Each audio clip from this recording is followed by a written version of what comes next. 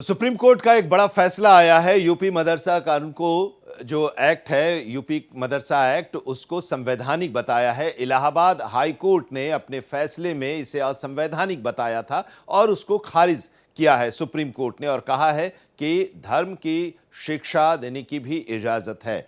अब इसको लेकर प्रतिक्रियाएं भी आ रही हैं। उन प्रतिक्रियाओं को आपने सुना भी। सुप्रीम कोर्ट के इस फैसले का हर तरफ से स्वागत किया जा रहा है। हमारे संवाददाता रजनीश पांडे हमारे साथ जुड़े हुए हैं। एक बड़ा फैसला जिसको असंवैधानिक बताया था इलाहाबाद हाई कोर्ट ने, सुप्रीम कोर्ट ने उसे संवैधानिक बताया है और धार्मिक शिक्षा देना गुनाह नहीं है, यह भी कहा है सुप्रीम कोर्ट ने। इस फैसले को लेकर किस तरह से प्रतिक्रियाएं आ रही हैं रजनीश? देखिए आनंद, ये जो फैसला आया है कहीं ना कहीं जो मदरसों में जो बच्चे तालीम ले रहे हैं, कम से कम उनकी तादाद लाखों में है। अपने खबर में भी इनकी संख्या बताया, मदरसों की संख्या हजारों में है।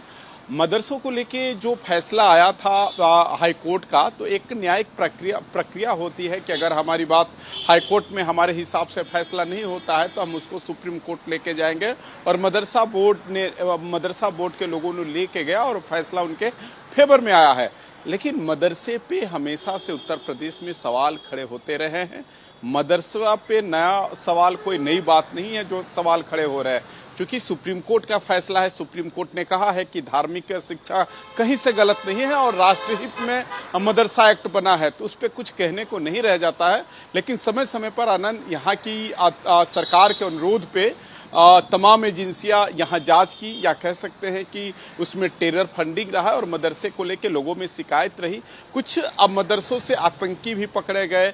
अब कुछ मदरसों पे भी आरोप लगा कि ये लोग टेरर फंडिंग करते हैं। लेकिन चूंकि सुप्रीम कोर्ट का फैसला आया है और सुप्रीम कोर्ट के फैसले पर कहा जाता है कि न्यायपालिका से बड़ी बात कुछ होती नहीं है और न्यायपालिका की जो फैसले होते हैं उसका नजीर भी दिया जाता है। तो चूंकि सुप्रीम कोर्ट का फैसला आया, हालांकि अभी इस पर सियासत के लोग अभी बोलने से बच रहे हैं, लेकिन कहीं ना कहीं लगातार, जैसे कि आपने स्टेटमेंट सुना है, जो धार्मिक गुरु है इस्लाम कम्युनिटी से जो लोग आते हैं, कहीं ना कहीं उनमें जोश है, खुशी है, होना लाजमी भी है। कारण साफ है कि लाखों की लोग तादाद में तालीम लेते हैं और सही बात है, कहते हैं कि एक मछली तालाब को गंदा कर देती है। कुछ लोगों की गिरफ्तारी हुई थी, कुछ मदरसों पे जरूर शिकायत रही, तो बाहर से फंडिंग होती है। एनआईए की कई जगहों पे छापेमारी हुई थी और यहाँ की जो एटीएस है उसने भी जांच किया था। जांच में कुछ रिपोर्ट पेश किए थे, उस रिपोर्ट के आधार पे कोर्ट में लोग गए थे। लेकिन ये कहना कि सब कुछ सही चल रहा है, हालांकि आगे कुछ होना नहीं है। लेकिन आनंद, एक जिक्र हो रहा था, एक कानून के बड़े जानकार है, कह रहे सरकार के पास अभी भी हो सकता है, अगर ये लोग सदन में इसको विधेयक के रूप में लेके आते हैं तो सरकार का अगला काम क्या होता है वो सरकार के लोग जाने।